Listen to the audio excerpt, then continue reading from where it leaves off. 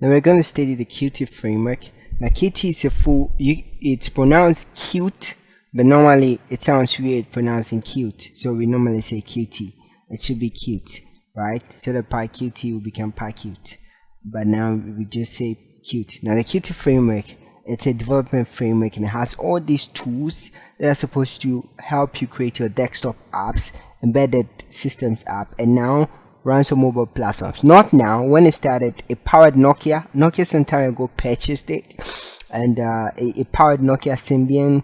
It powered Nokia Asha series. Remember, it powered Nokia S2 apps, and WhatsApp was built with it. That's the success story of Qt.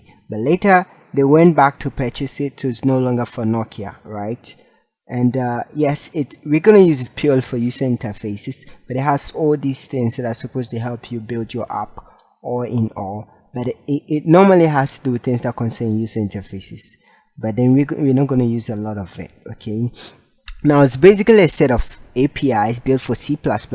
It's called the necessary framework for every C++ developer. Basically almost every C++ developer who wanted to build a desktop app uses it. Almost all of them. If you didn't want to get an ugly old type Windows XP type of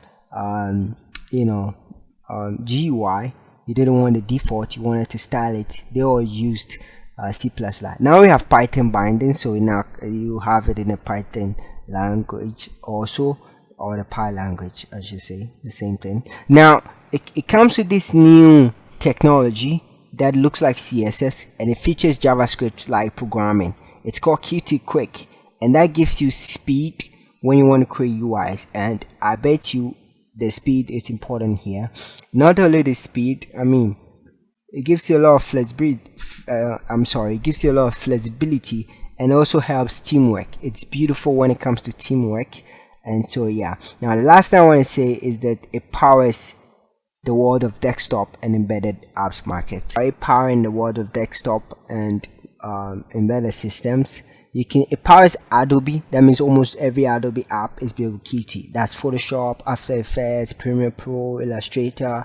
That's crazy. Muse, InDesign, really crazy. It powers Oracle, it powers VirtualBox's UI at least, and everything else that has to do with UI. It powers Mozilla Firefox, powers VLC. It powers Anaconda Navigator and all the UIs that Anaconda comes with. It powers IPython. IPython is a PyQt UI, so you think it's DOS, but how does DOS give you all the chat that Matplotlib delivers? It's because IPython is built with PyQt, not the IPython notebook, but the IPython console, the one that normally they use by the users. It's built with PyQt. Ninja IDE, which we're gonna use, and WhatsApp. Yes, I want to talk about WhatsApp. When it comes to embedded systems, cars use it, and television sets use it. They use for the UI, like Panasonic uses it, LG uses it, Mercedes uses it, Renault uses it, and there are all kinds of other machines that use it, like coffee machines, bicycle UI. There's this new bicycle UI that I saw that is built with Qt. It's just too beautiful. When it comes to alliances, we thank God. It has two licenses, one free, yes, the open source for all purposes, but that means that any change you make to it, you also have to give it out for free. And then it has a commercial one. That means you can have it, make changes to it, make changes to the framework itself, and keep it. So whichever one you want, they'll be ready to help you out. Alright, see you in the next tutorial. Bye.